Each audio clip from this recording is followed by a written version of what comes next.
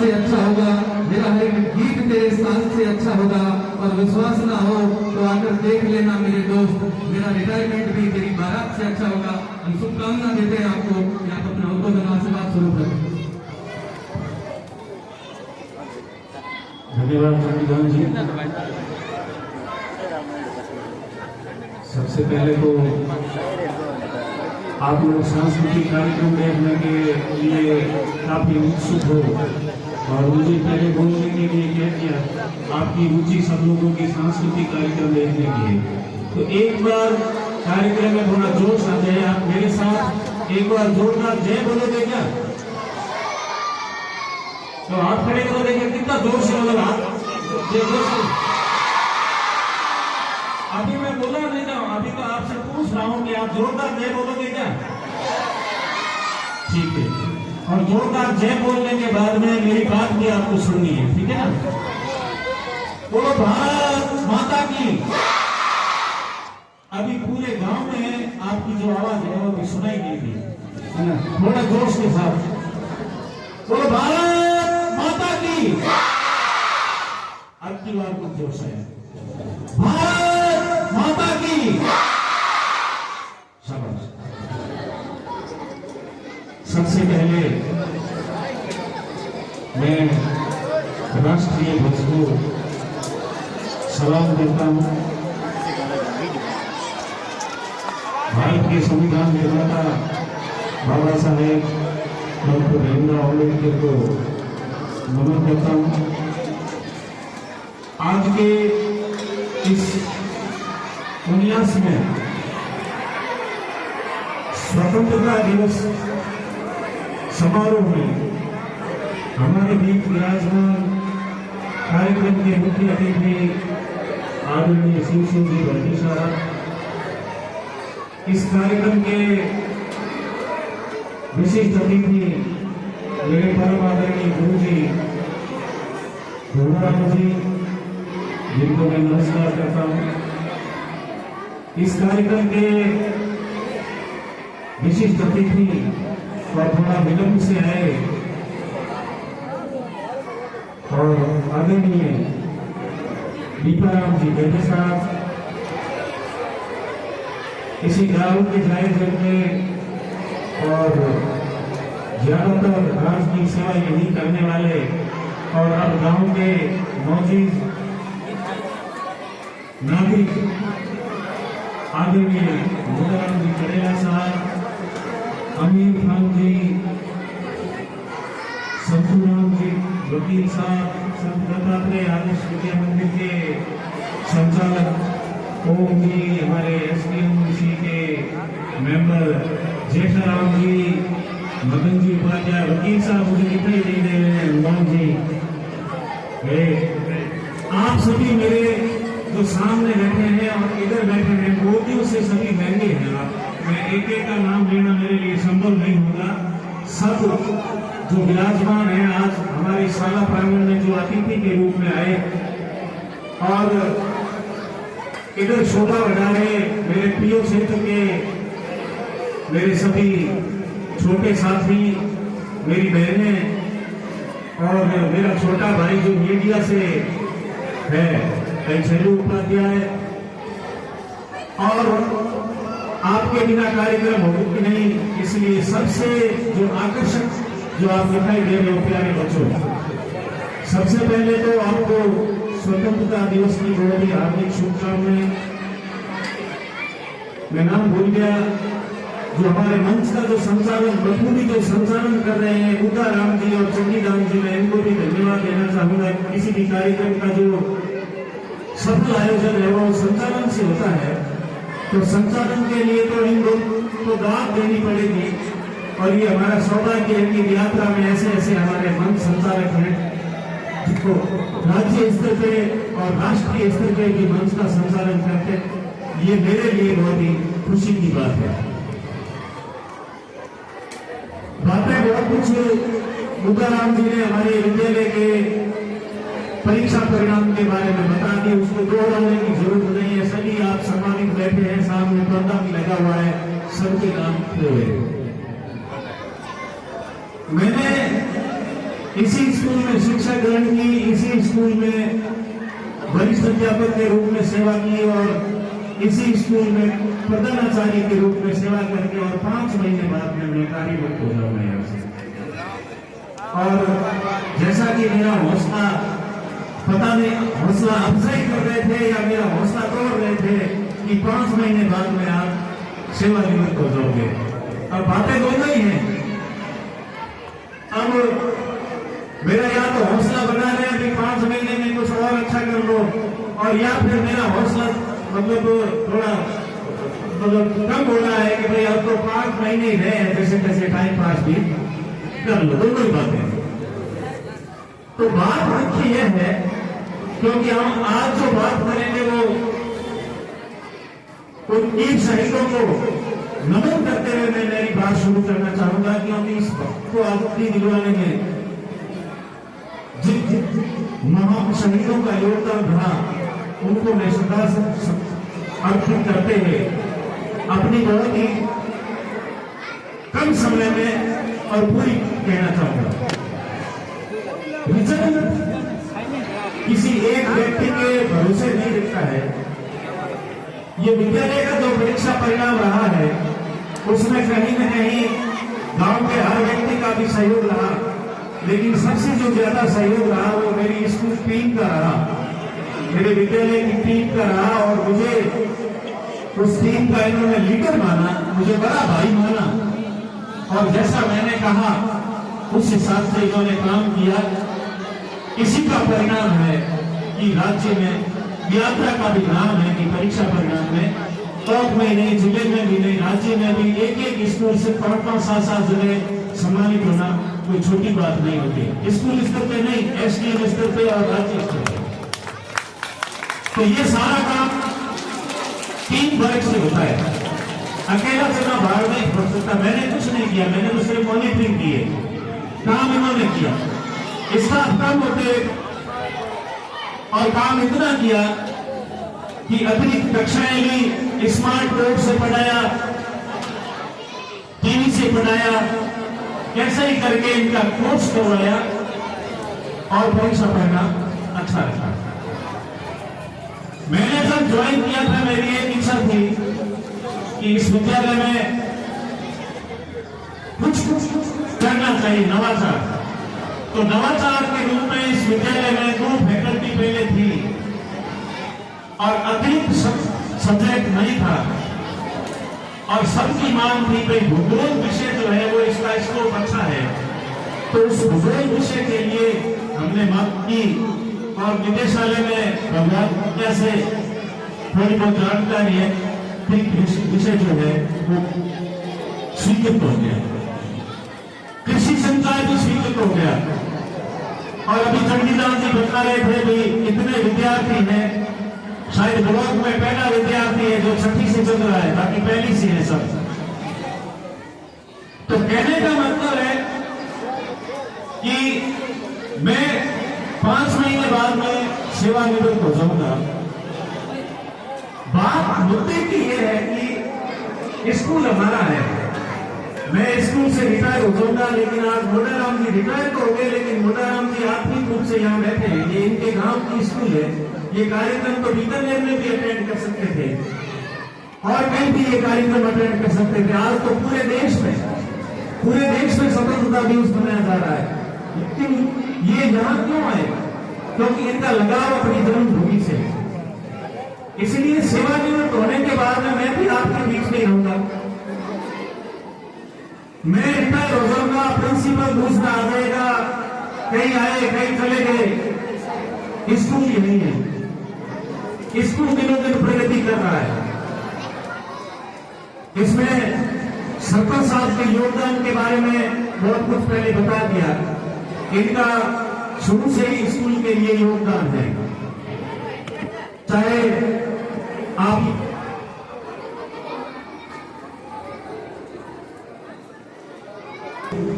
बहुत ही विनम्र निवेदन है कि आप मेरी बात बड़ी गौर से सुनना। मैं इस गांव का नागरिक हूं।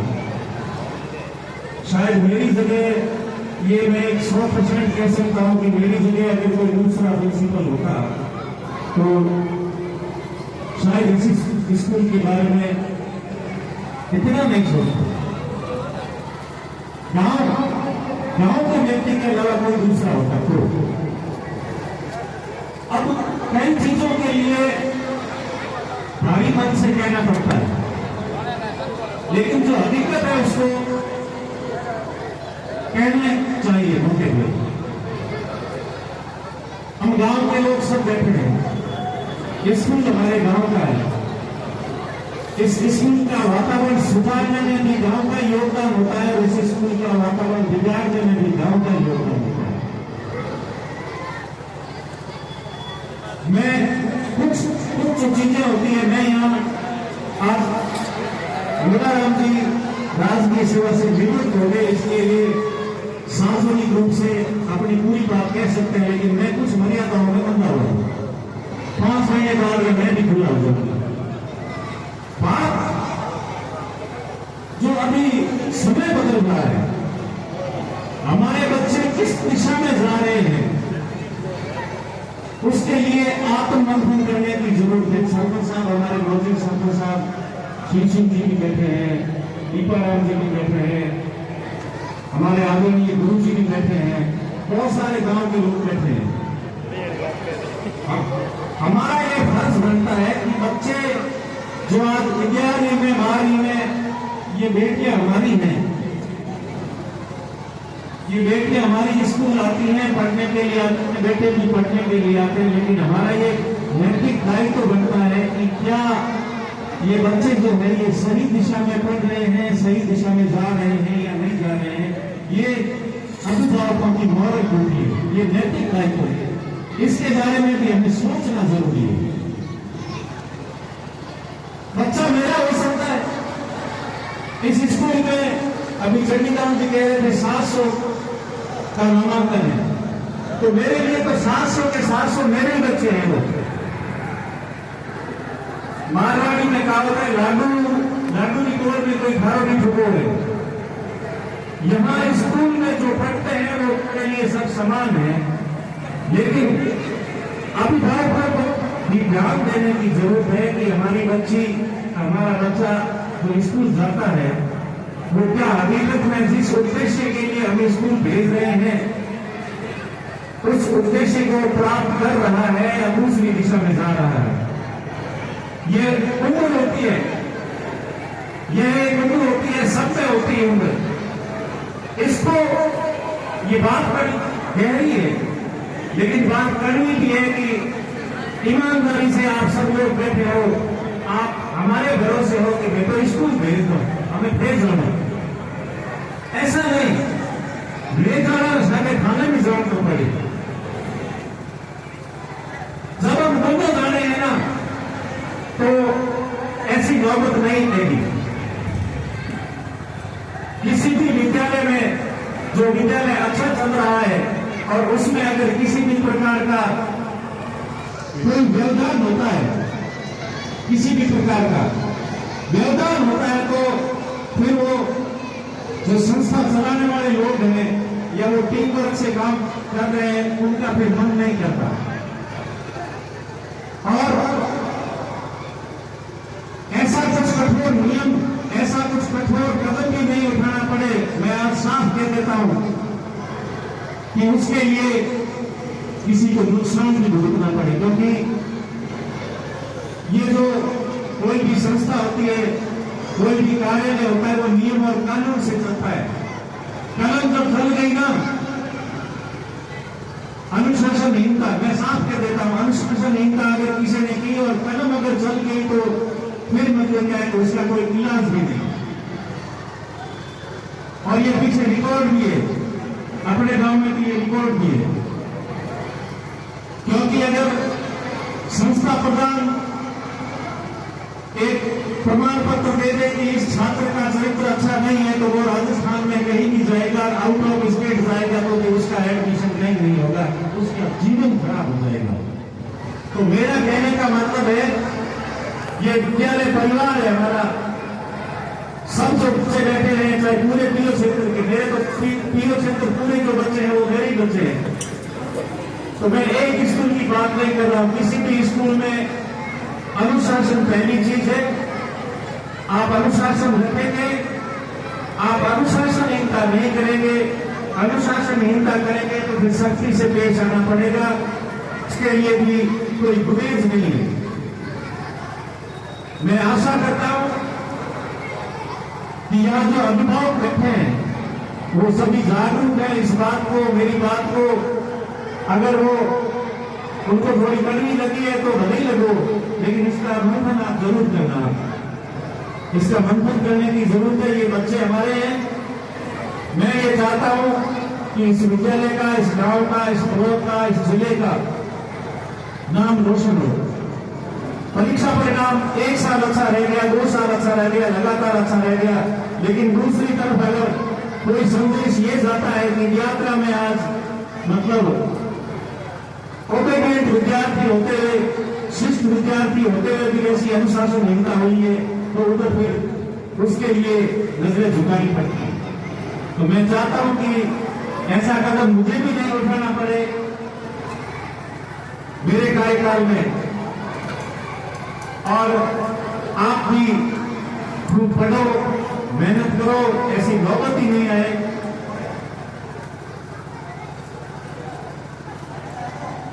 मेरे अभी मुझे याद नहीं आ रहा था, हमने पिछले साल एक नवाचार भी किया था। अब क्या होता है कि हमारा विद्यालय नेशनल हाईवे पे है। अब चाहे एससीसी की परीक्षा है उसका सेंटर भी दिया था, नवोदय विद्यालय की कोई परीक्षा होती है उसका सेंटर भी दिया था, राष्ट्रीय प्रतिभा खोज परीक्षा होती है उसका सेंटर भी दिया था, और सबसे ज्यादा नामांकन यात्रा को देते हैं और कहते हैं बहुत जी आप कहां बैठे हो, आप तो गांव में सारी व्यवस्था कर सकते हैं। अब छात्र संख्या दे देते हैं 500, 500, 600, 600 की, और इन परीक्षाओं में नीचे नहीं बैठा सकते। गरीब परीक्षा में फर्नीचर पे बैठना पड़ता है, और फर्नीचर हमारे पास में इतना उपलब्ध नहीं है। तो पिछले साल हमने व्यवस्था की कि भाई जो 12वीं से पास करके 12वीं पास के विद्यार्थी आगे कॉलेज में पढ़ाई करने जाएंगे तो बूंद बूंद से घड़ा भरता है, हमारे नामांकन खूब है। 12वीं में पढ़ने वाले अगर 500 रुपए करेंगे तो मेज और एक स्टूल का सेट हो जाएगा। तो ऐसे करके हमारे गुरुजनों ने ये मुझे सुझाव दिया और मैंने इसकी स्वीकृति दी। इन्होंने मेहनत करके और छात्रों से कलेक्शन करके 60 मेज और स्टूल और जोरदार बैठने के लिए पिछले साल नवाचार हुआ।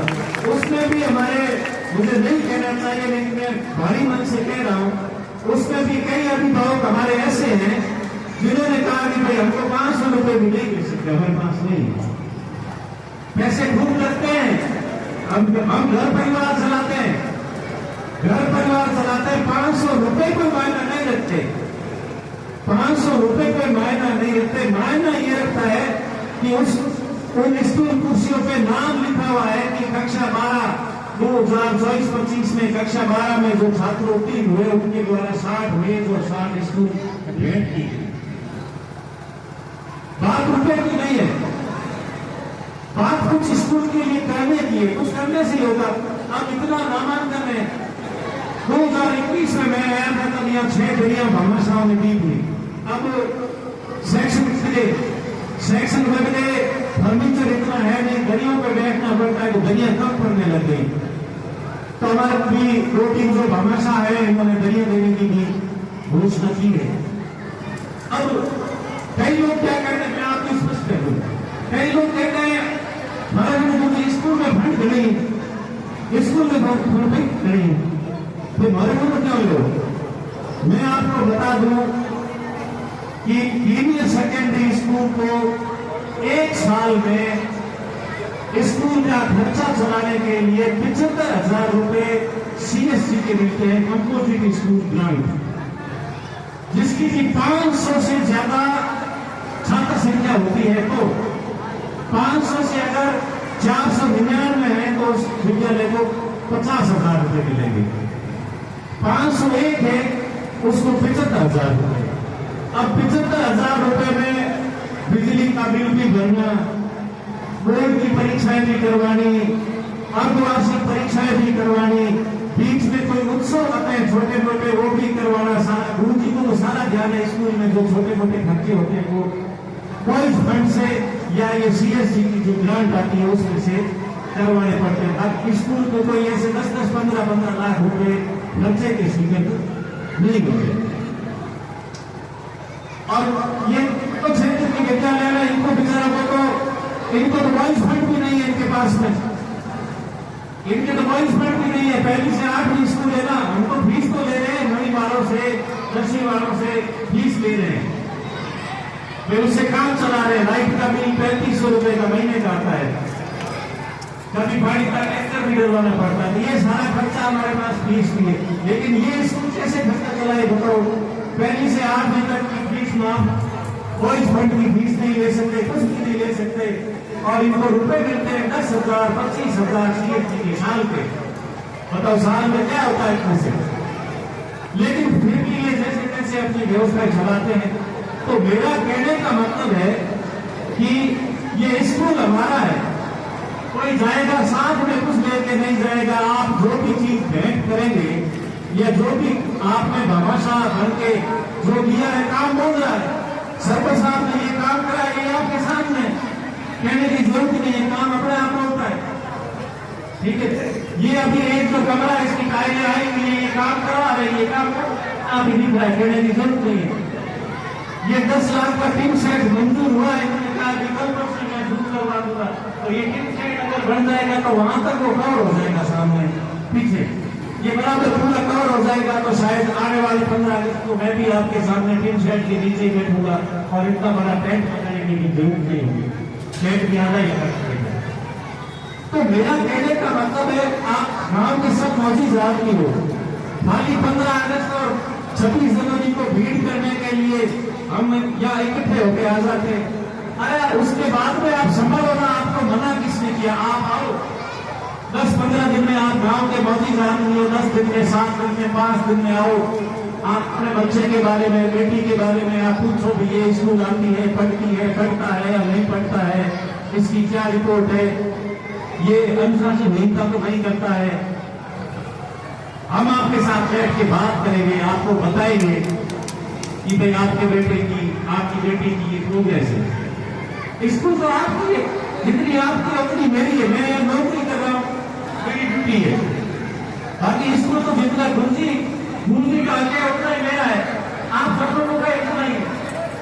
आप ईमानदारी से आप इतने दिन बैठे हो, कोई एक भी अभिभावक खड़ा होकर कहने की भाई मैं पूछने के लिए आया था कि भाई मेरा बेटा 12वीं में या 10वीं में पढ़ता है और उसकी क्या पोजीशन है, आप खड़ा करो ईमानदारी से, कोई भी आया।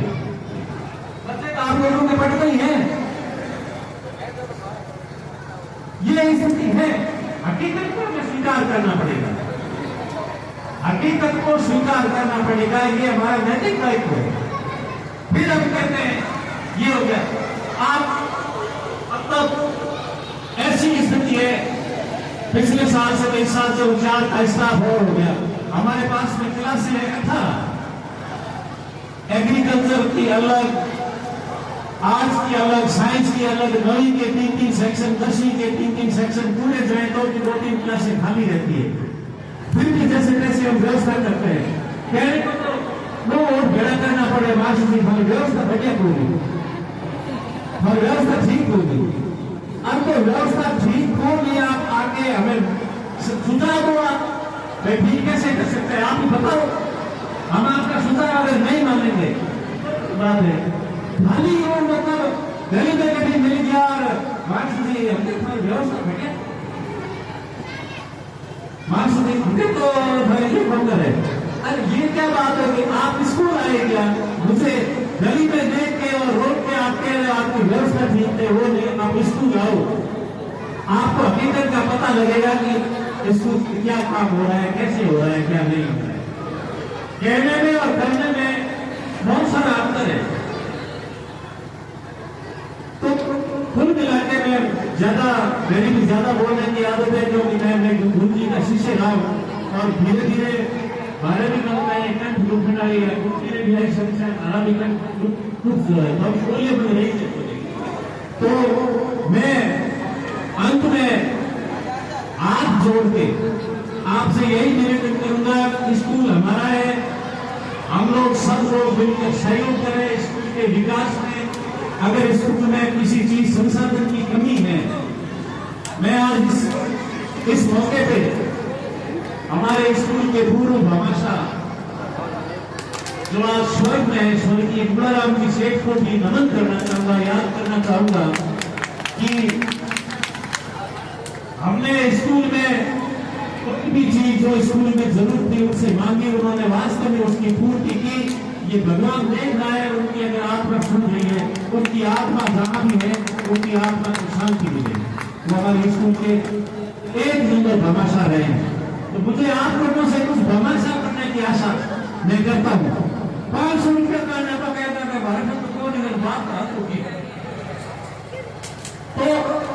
ये एक उदाहरण की बात, यह एक उदाहरण की बात है। और जिन्होंने भी स्कूल में जिस प्रकार प्रत्यक्ष रूप से परोक्ष रूप से स्कूल का जो सहयोग किया है, मैं उनसे आशा करता हूं कि अपन ऐसा सहयोग 21 जनवरी 26 तक ही नहीं, हमेशा करते रहेंगे। ये स्कूल यही रहेगा, हम सेवानिवृत्त हो जाएंगे, संसार से चले जाएंगे, सब कुछ हो जाएगा, स्कूल यही रहेगा। तो मैं प्रकृति से कामना करता हूं कि हमारे विद्यालय का नाम पूरे देश में रोशन हो और आप सब लोग बनाए, इस कार्यक्रम की आपने शोभा बढ़ाई, उसके लिए मैं पूरे स्कूल परिवार की ओर से आपका तहे दिल से बहुत ही शुक्रिया अदा करता हूं। धन्यवाद। जय भीम, जय हिंद, जय भारत। नवीन नाम का छात्र है राजपुरा प्राइमरी स्कूल का, जो 5वीं बोर्ड में टॉपर है। हम सिर्फ यहाँ सांस्कृतिक कार्यक्रम करने के लिए थोड़ी आते हैं। हमारा इस दिन एक मकसद होता है कि हम जो हमारा पीछे के वर्ष का रिजल्ट रहा है पीएचडी स्कूलों का, उसको देखें, ग्रामवासी बैठ के इस बात पर विचार विमर्श करें कि कैसा रिजल्ट रहा है। फिर